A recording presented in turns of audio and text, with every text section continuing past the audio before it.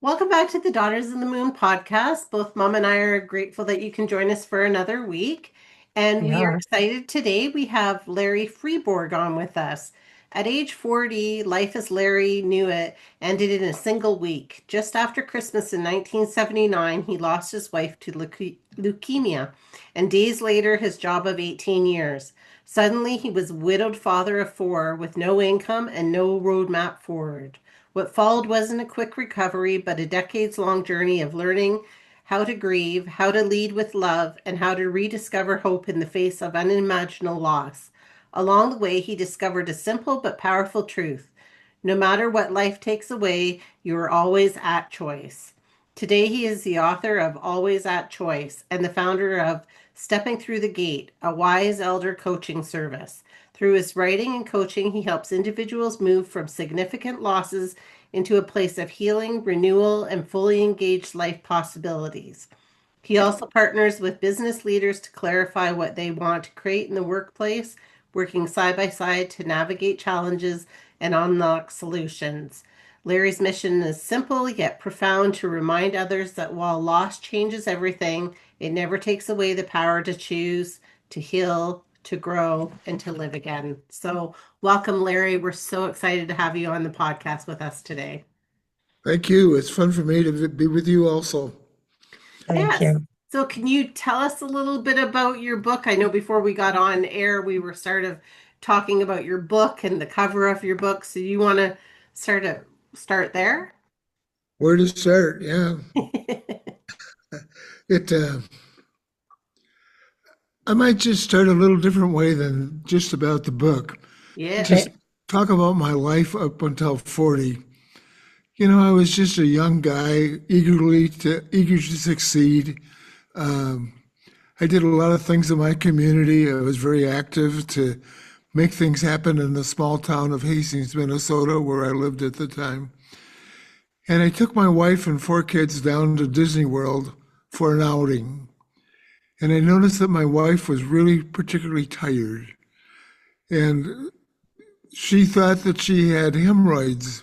And so we tried to get her home to the doctor so she could see a doctor and get the hemorrhoids fixed, only to find out that when she went in for the doctor's appointment, the doctor spotted something and suspected that it was leukemia. That night, I got her out of the hospital. Next morning, we went up and checked with the doctor. Yeah, it was leukemia. He just didn't know what kind it was. Was it was it acute or was it chronic? And unfortunately, it was acute leukemia. And so that day that I took her up to the doctor, she started treatment already. And, I think the treatment lasted for about 6 months. And at Christmas time, the day after Christmas, which happens to be a special time in my family, she passed away.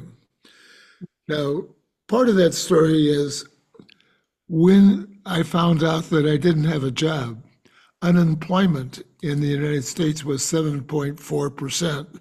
So it wasn't not just not having a job, it was unemployment worse than we experience in the United States right now today. So I was really scared. I didn't know what I was going to do. And finally, I broke down at the office, talked to my dad. My dad suggested I talk to somebody at the office. I talked to the psychiatrist, and he said, "Would you be willing to put yourself in the psych ward?" We used that term back then, psych ward, not mental health unit. And I said, yes, absolutely. And my reasoning was I was already using outside consultants in my professional life, in my business life. And I just said, if it's okay for me to use outside help in my professional life, why isn't it okay to use outside help in my personal life? And so I never went into the psych ward with any stigma that I was doing something that was really bad or, um, uh, unacceptable. And the psych ward was a big breakthrough. That's where the term always at choice came from. In one of the sessions, they asked me how things were going with the kids. Well, I'm a pretty positive guy. It's great. Things are going great with the kids. Yeah. And so nurse took me through the questions. How about washing clothes, cleaning the house, all the other stuff? Well, actually, I'd had some experience doing that because my mother had Guillain-Barré when she Well, was when I was 10. So my father had taken care of me and my other two siblings while she was recovering from Guillain-Barré, and she was the second patient that they ever diagnosed in the University of Minnesota. So I know a little bit about what it was like to be alone and not know if my mother was ever coming back. And that's what I was going to be dealing with my kids, because we had to tell them that she had acute myeloblastic leukemia and wasn't going to be coming back. Uh, well, so the nurses said, well, how's cooking?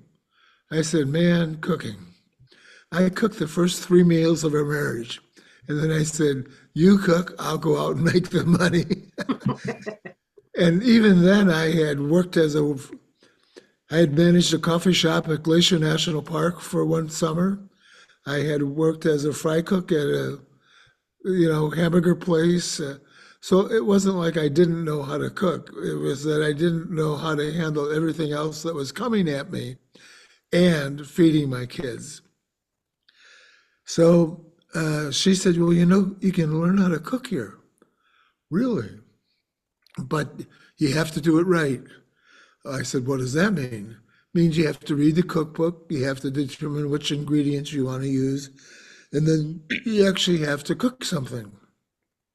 I said, all right, I choose to bake a chicken, something really difficult. Well, so all the ingredients came in, and so I'm chopping the celery, I'm chopping the onions, I'm chopping the liver. I've decided I'm going to do it right. I'm going to make my own stuffing. Now, I'm not going to use stovetop. I'm going to make my own stuffing. But I'm in that room with my French knife in my hand, and I'm getting angrier and angrier and angrier. And I'm getting concerned that I'm getting so angry. At that time, we didn't know about PTSD like we know today, but I was really concerned that I might hurt myself or hurt somebody else because I had this knife in my hand. So well, I asked to talk to somebody. The nurse comes in, really bubbly. Oh, hi, Larry. How are things going? I understand you had a little, breakdown the other day or today.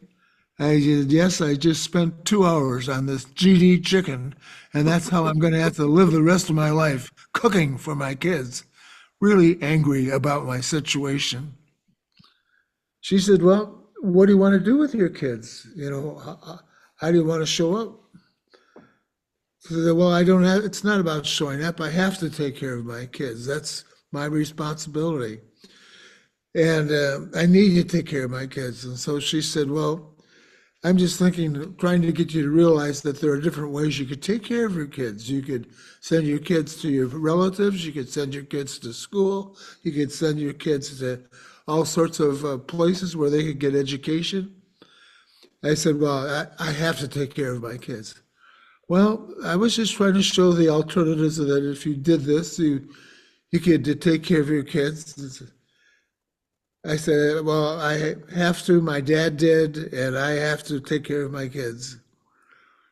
She said, well, you have a choice about whether you take care of your kids or not. And she kept repeating that. I got really angry. I said, all right, I choose to take care of my kids. And it was interesting because it was really an emotional experience of remaking a conscious choice that I'm going to take care of my kids. Good, she said. Now we can talk about how you want to feed your kids. Do you want to cook? Do you want to have somebody come in and cook? Do you want to teach your kids how to cook? Do you want to learn cooking together with your kids? And I realized I choose to take care of my kids. That little experience, that emotional experience of making a choice, that I'm always that choice about what I want to do, was a significant shift to my life at 40. I lived differently after that experience. Once I got that particular life-changing belief system, I started looking for what is my belief system about how to be a parent? And quite frankly, I didn't know how to be a parent.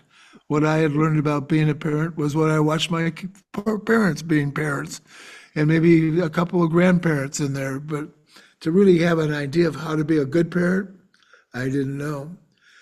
So I began to look at what are the things that I'm learning in business about how to make clear requests, how to manage promises, how to get clarity about what you want to do in your life and what your values are. All these things started coming up. And so I started on a learning path about how to be a better parent. And that's what ended up in the book. It turns out that, yes, the book talks a little bit of how I dealt with death and trauma, and it took a lot longer than I would have thought it would take, but it was a good learning experience along the way.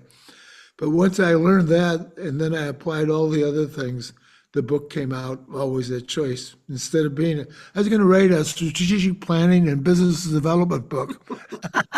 That's a long ways from there, but hope, hopefully it helps change people's lives. That's what I'm intending to do with the time that I have left right now. Nice. Very nice.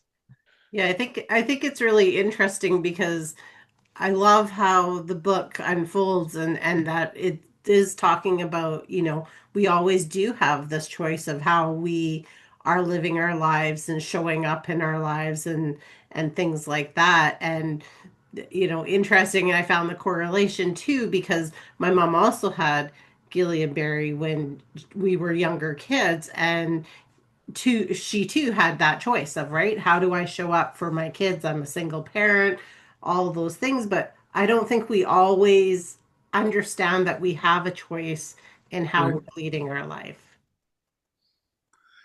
It's a big,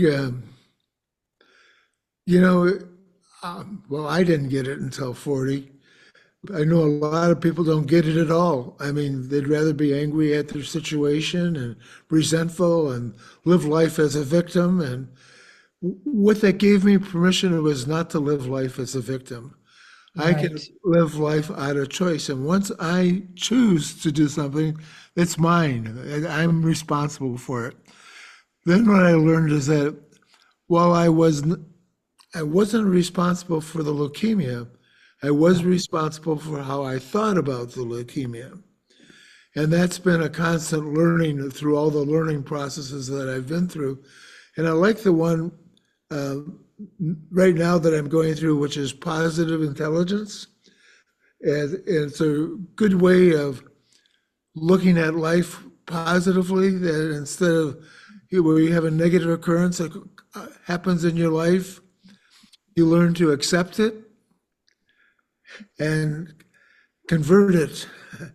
Instead of being just something that's really bad, we accept that it's happened. It's something that is there, and it convert it into a gift and an opportunity. Now, that takes some time to get it to be a gift and to get it to be an opportunity, but it's proven to be pretty true that every Yeah. time I have something really that kind of throws me off for a while, I look at the gift and the opportunity, and pretty soon it shows up.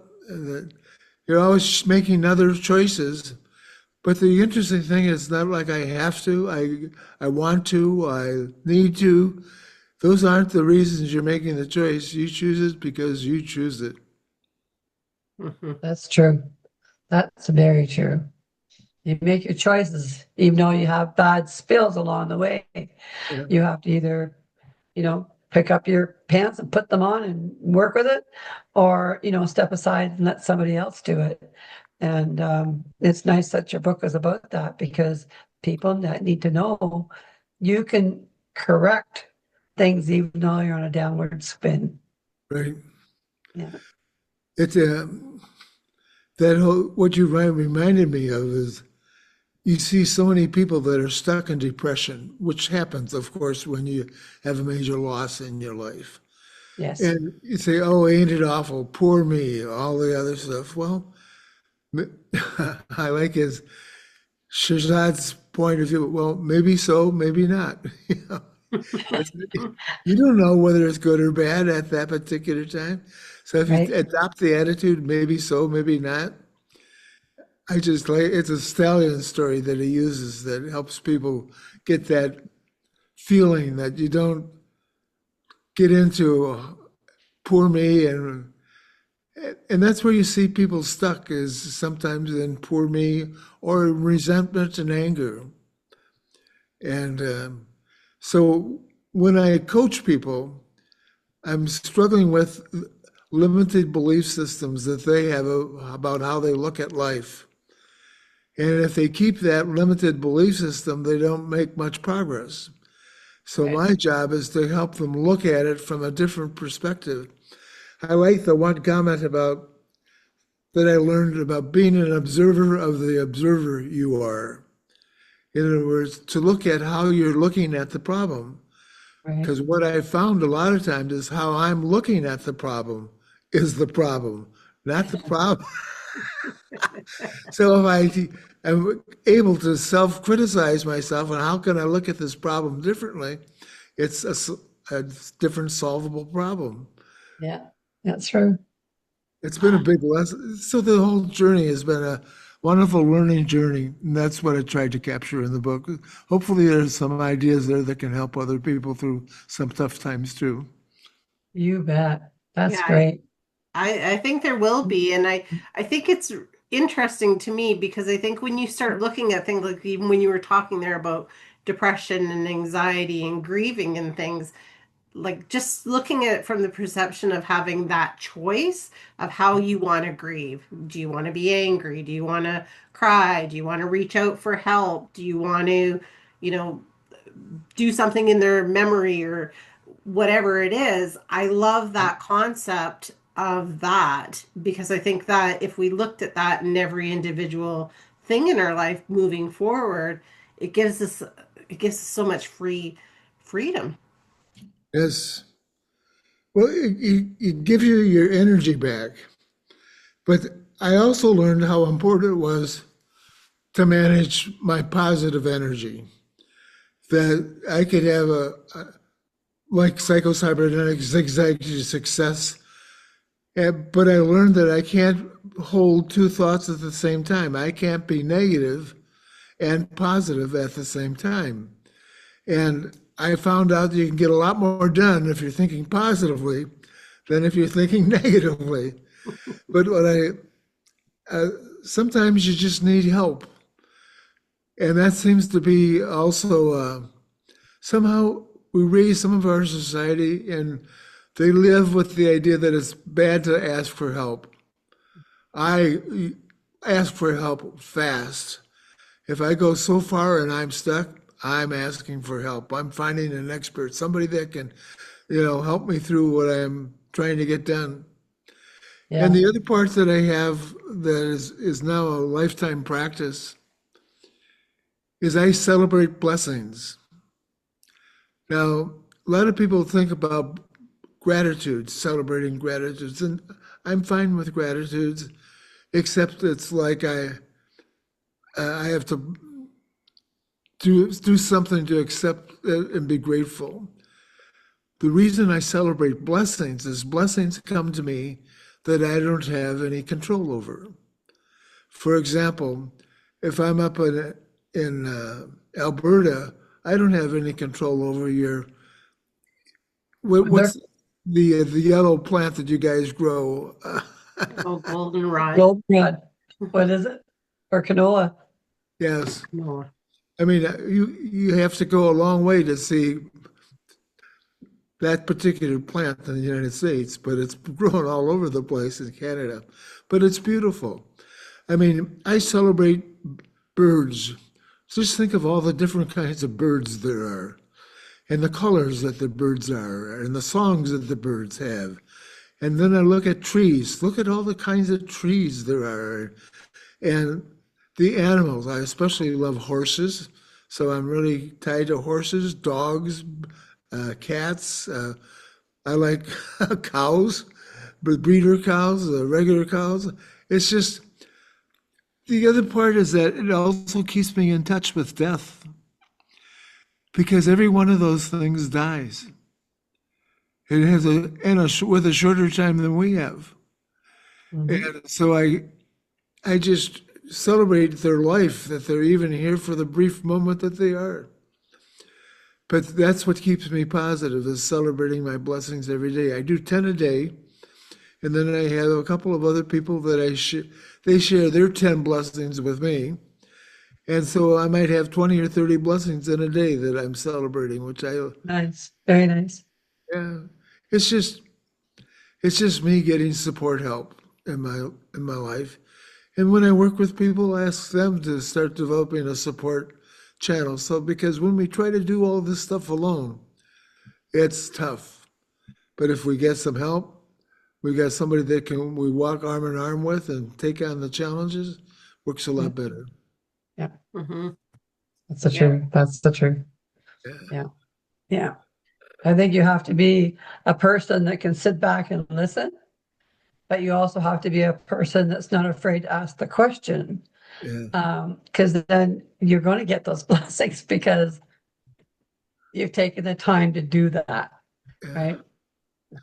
Well, you were mentioning something really interesting about being able to take feedback. I struggled for 20 years to write this book. Thought about it for 20 years. And finally got to the point, it said, Freeborg, you're either going to write the book or not write the book. That's your choice. But I said, I don't know how to write the book. Well, find how to write the book. So I ended up researching it all, the different kinds of writing books.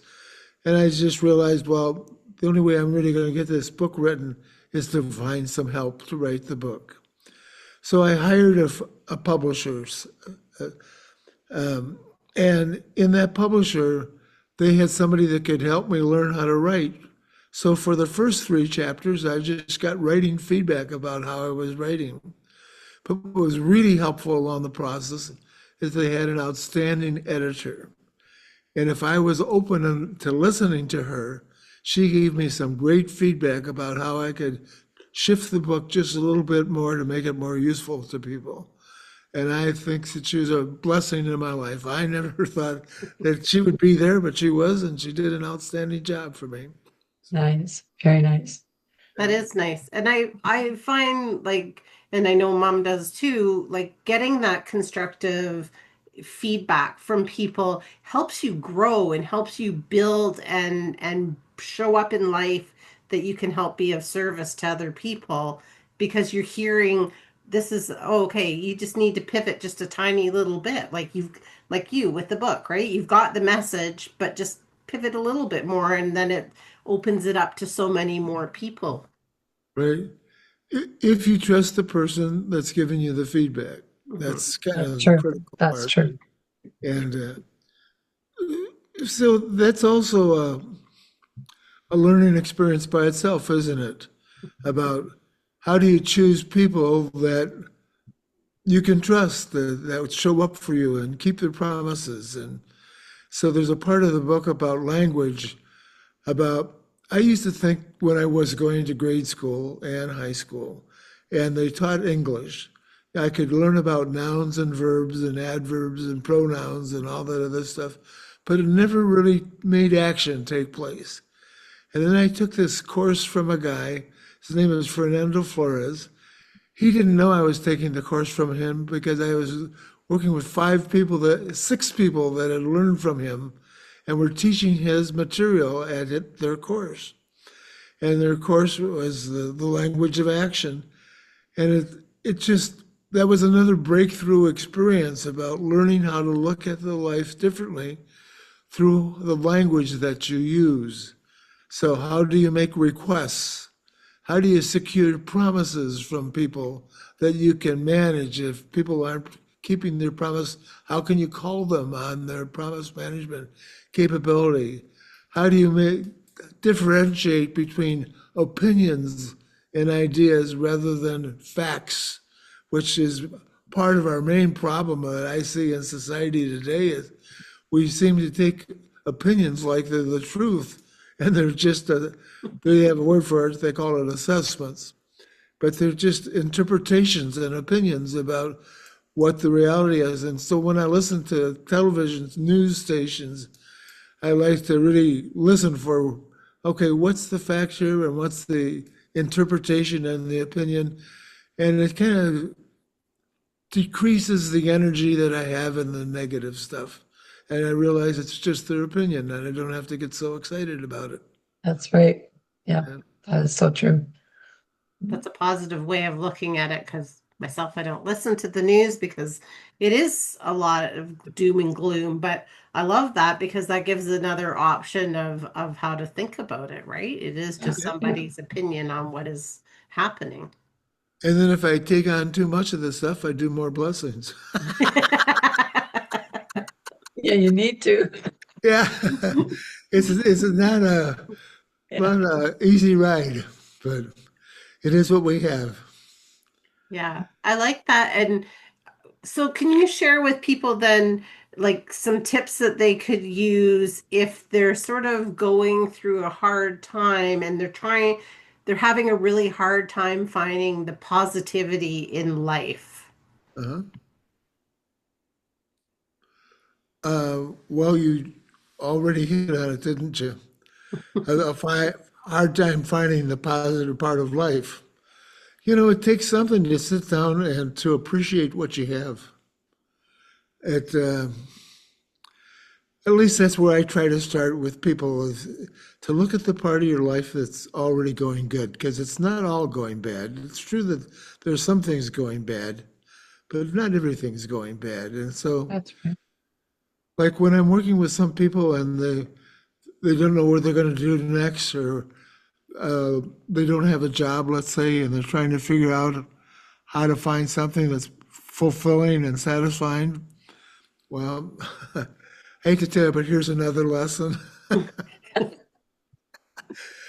When I was 27 years old, I was a sales rep for a major company, and I joined Toastmasters because I knew that I needed to speak publicly. I thought I was doing okay, but I thought I could do better. So I joined Toastmasters Club. At that Toastmasters meeting that day, a guy announced that he'd just been promoted to a major plant manager of a purchase or a manufacturing company in Milwaukee, Wisconsin. And I was 27 without an awful lot of courage, but I went up and I said, what do you attribute your success to, Bill? And he said, you know, Larry, I'm not a very smart guy. He said, I didn't finish high school. I did in the service. I took a GED exam and I passed and I got my high school diploma. And then I tried a couple of courses in college, but they never really fit very well. But he said, I'm not trying to be braggadocious. It just happens to be the way that it is. I think 3 to 4 times faster than the people that are next to me in production planning. And so what I think is the secret to success is finding out what your natural gifts and talents are, not what you learned how to do, but what you actually do, and it's easy for you, and it's fun, it's fulfilling. He said, but know what your natural gifts and talents are, and the second most important thing is to be creative in your talented areas. And the third and the most important, absolutely most important thing is you have to implement your creations. Right. He said, well, there's a lot of people with a lot of great ideas, but they don't take action. So you have to take action. And I thought, wow,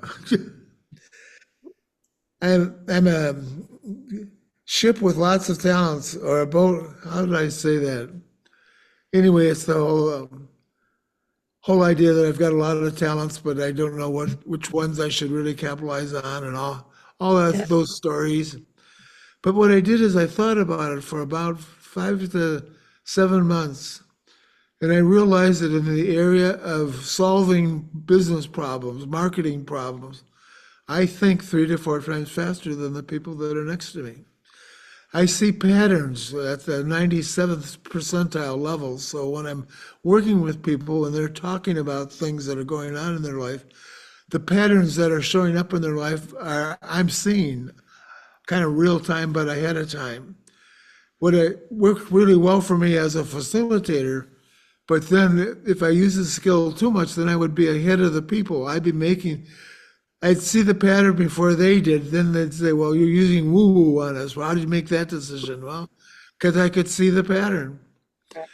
But once I seeing the pattern and taking action to capitalize on my gifts and talents was a key. Now, quite frankly, I love the idea, but it's really hard to implement for everybody. Not everybody, no matter how you take them through it, can see their natural gifts and talents. That's right. And so then you have a little bit more of a struggle. But like, I'm 87 years old and I'm not retired. So people say, well, why are you still working at 87? Because I choose to work, for one thing. I choose to be of service, which is a value that I live by.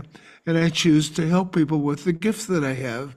So it's pretty simple when and I love what I do. So it's pretty simple when I'm loving what I do to keep doing it.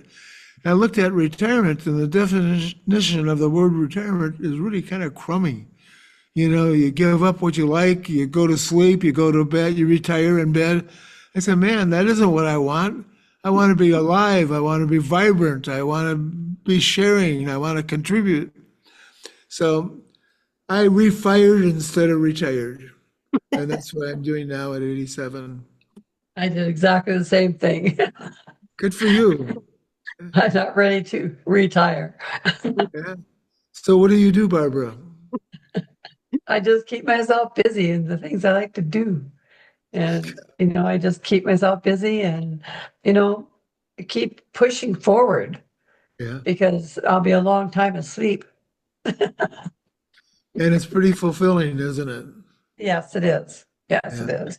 And plus it's I find because I have grandchildren too, I want them to see that just because they're maturing in their lifetime, don't give up on trying things because you can still do things at our ages and still make progress in this world. So I want my grandchildren to see that too, that have a strong will to survive and capitalize on what you enjoy doing. Well, the ethics excellent. The next part is, and I'm sure you're making sure of it, is teaching people how to fail. Yeah. Is that I call it zigzagging to success by failing. Is Yeah. that I failed, but I'm just not there yet.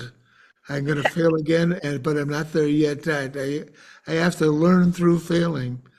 And we used to be afraid of failure a lot. And sometimes there are still things that come up where I'm afraid and I have to deal with that fear and conquer it.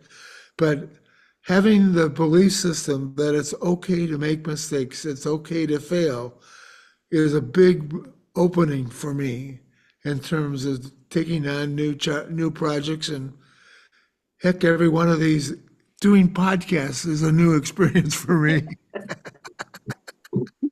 But I'm enjoying it. That's good. Well, and I think every time we fail, that's just a lesson. Like, right? If we get so hung up on that word failure, we're stuck there. But when we just are like, oh, well, this is a lesson. How do I learn? What do I learn from this? And how do I come back or move? Like you said, zigzagging through it, right? I think it's really all about how our perception is of what we're doing. And I like the refiring because I'm like, I ooh, like that I too. just want to retire from my corporate job. I don't want to retire. I want to just Yeah. refire into a different avenue of how I want to show up in life. Yeah. Something that means more. Well, they say that the people that keep active extend their life about 8 to 10 years. Nice. So you'll be around for longer. Me too. Yeah, no, That's okay I, too. I I like I find living, yeah. and I know that it's short, really, especially now at my age. I know how short life can be. My second wife just passed away at the first month of 2025. Oh my, sorry. I never thought that I was going to be alone at this stage in my life. I thought I was going to have a life partner. But to go back and redesign, okay, well, what are you going to do with your life now, Larry? I said, well, you know, my first wife died at 39, and that was really short when you look at lifetimes. And, you know, that's why doing these blessings with birds, I don't know if you know how long a robin lives or a squirrel lives, but those are only 1 and 2 year animals. Right, right. Okay, yeah. Yeah. It's just, we're fortunate as human beings to live, and there's so much technology to help us extend our lives. But we just have to choose that it isn't just about play, it's about feeling good about making a contribution and being of service. I find that's really important to me in order to feel valued and feel appreciated. I still want to be appreciated in my life. Yes, True. absolutely. And I think, when you can be active, like that's one thing I always say about my mom is like she's so active and she exercises and gets out and loves to laugh. And I think that's she's going to live forever because of those reasons, right? Because I think those help cure the diseases in our body. Those help make us live a lot longer. Well, that's what I've been reading, and I decided to drink the Kool-Aid. So, um, Sounds like good Kool-Aid to drink, not gonna yeah, lie. no, it's just not a bad reference, not a good reference, really, but it's Yeah, about it's funny though. buying into the story. And that's all I have really is choice. I can either choose to think that that's real and it's true and to follow that wisdom of other people or to discount it. And I see enough evidence that says it's true. I'm looking at some of the people that are, well, like Warren Buffett. I mean, how old is he? Look how stuff he's doing. There's people that are 100 years old doing some pretty good stuff. Mhm. So there's Sure. more chances for us, Barbara. Oh, yeah. I find that in my lifetime, I've had so many people say to me things like, oh, you've made so many mistakes. And I'll say, and at one point when I was younger in life, I would think when they said it to me, I would feel down and think, oh no, I have made those mistakes. But then as I started to mature more in life, I realized, damn that. I made good choices because of what happened back then. Right. I made choices, good choices that made me the person that I became and I am now. And I'm always trying to change that person too. So, trying to make it the better part of that person all the time. But I know that people are so fast to blame and shame, you know, and if you are strong enough to not take that and make it into, well, I can change whatever I want to change if I just put my mind to it. I would love that testimonial on my book if you wouldn't mind. No, you go right ahead. You go right ahead. Yeah. Um, Yes, good questions, you guys. Well, This is a thank lot of you. fun. This is different than I've done before, just talking about my life and how I got to where I'm at. There's a couple of things along the way that maybe we should talk about. Yeah. That's fear. How fear comes up and holds us back and we don't take action. Mhm. And what I chose to do with my book was to write about experiential learning, not necessarily book learning or not necessarily, uh, listening to people, but to actually experience it. So one of the ways that I experienced learning about how to deal with fear was doing a high ropes course. And one of the things that I learned about doing the high ropes course is that fear is just a model of false expectations appearing real, and many times. Is that if you do a high ropes course or you do mountain climbing, you have this sense that you're at risk, but most of the time you're not even at risk. It's just your expectations that you're at risk. And that one came to me also when I was whitewater rafting in Costa Rica. And I was going to do something special for my son for his graduation from college. So I took him on a 9-day whitewater rafting trip in Costa Rica. Now, even though I'd swum for the University of Minnesota and I'd almost wiped myself out trying to go through rapids up in Minnesota on a canoe, I had a fear of dying in water. And so whitewater rafting wasn't just a comfortable thing. It was kind of a little stretch in there for me. Well, the first day was okay. We were just petering down the stream. But the second day, they had a big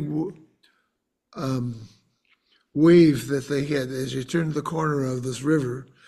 And the wave was like 23 feet in circumference, maybe 18 feet high. Whoa. So it was like hitting the one whole level of a building, right? And they take the raft into it. And the guy who was guiding said, now, if you hit that wave with enough force, you'll get up to the top of the wave and you'll be able to zoom down. But if you don't hit it with enough force, you'll be turned over and toppled out like toothpicks. Well, I became a toothpick that day, and I toppled out.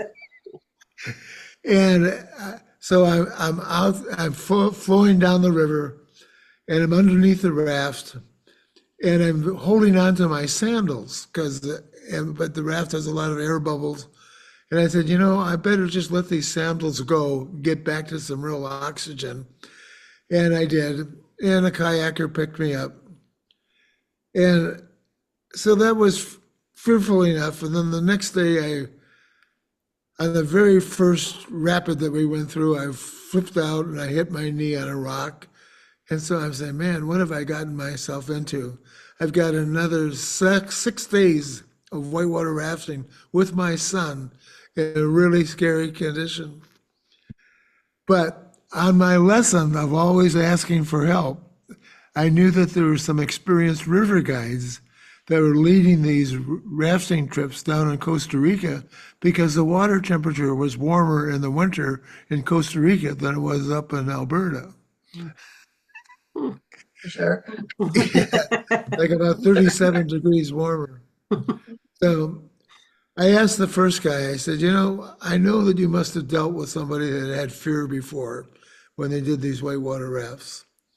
He says, oh yeah, it happens all the time. He said, what happens is people anticipate the rapids. And so you have one rapid, and then what they do is they anticipate the next rapid on top of it, and then the next rapid on top of that, and the next rapid on top of that. And so pretty soon they got this huge rapid that they're trying to go over.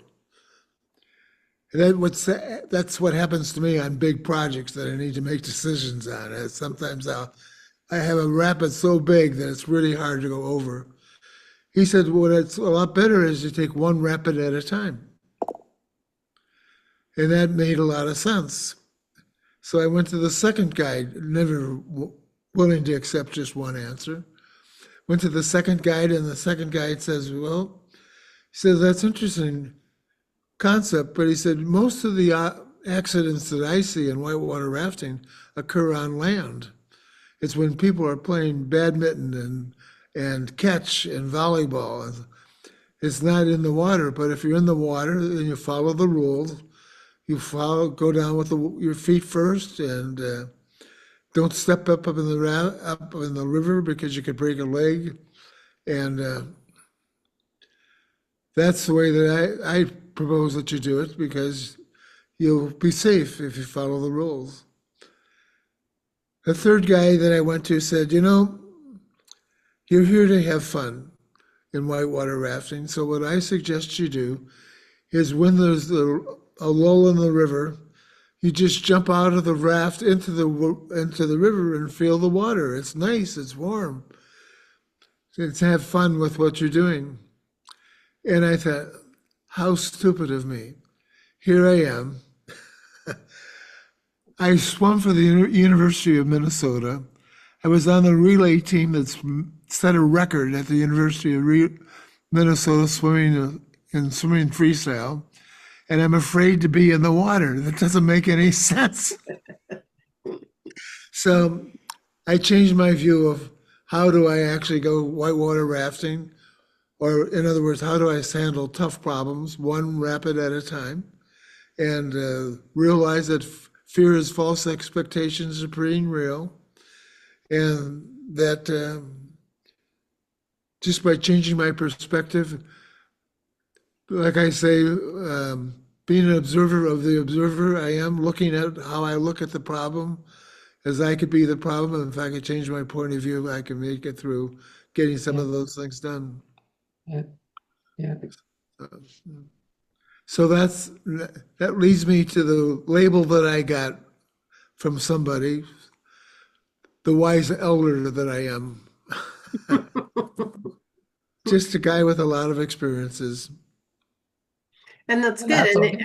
I think we think it's amazing that you're sharing these experiences with people, like through your book and through this podcast, like, because I feel like it's really going to help people when they're listening back on this and be able to say, oh yeah, I've kind of felt that way before, and to look at things in a different kind of way, a different perception of them.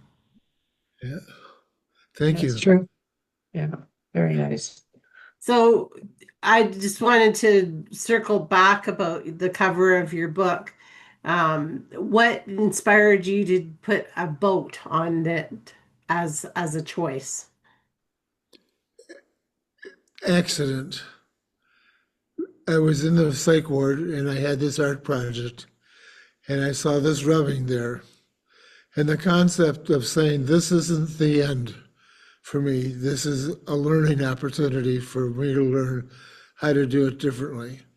And I hadn't just had the message yet that you're always a choice, but somehow it just came to me that that boat represented me better going into the sunlight than being in the darkness.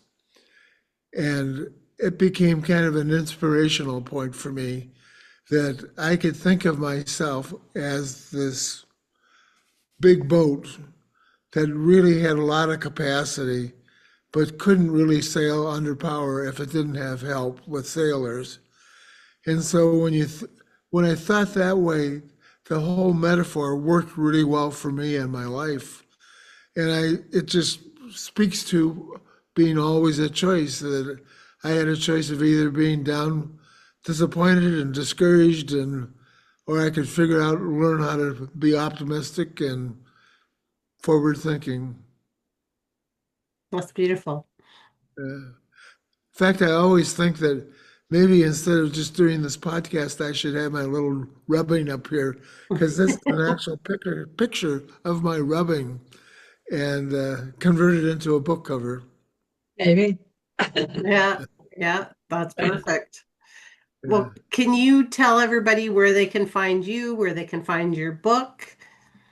Yes, thank you. I have two places you can find me.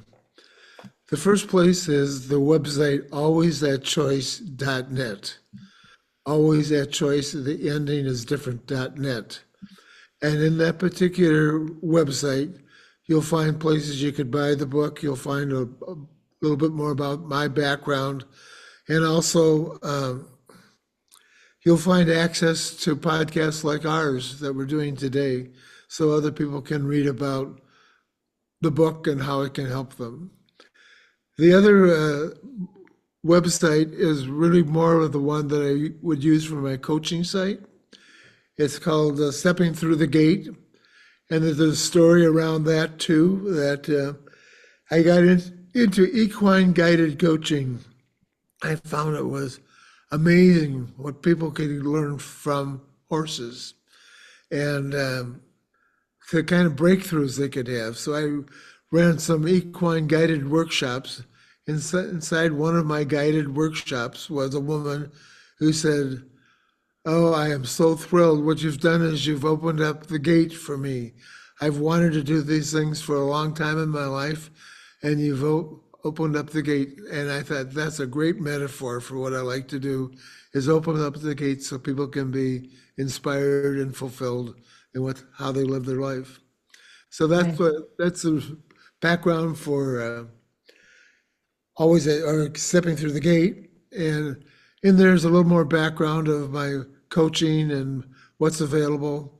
There's a free consulting that if somebody has some problems they just want to talk about, make a phone call and let's talk for about a half an hour and see if we can sort some things out. Sometimes even just getting clarity for a half an hour is good enough time.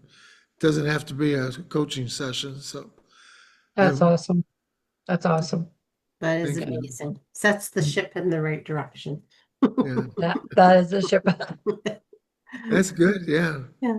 Yeah. Well, we really appreciate you being on with us today. If you had a final thought to leave with us and our followers, what would it be?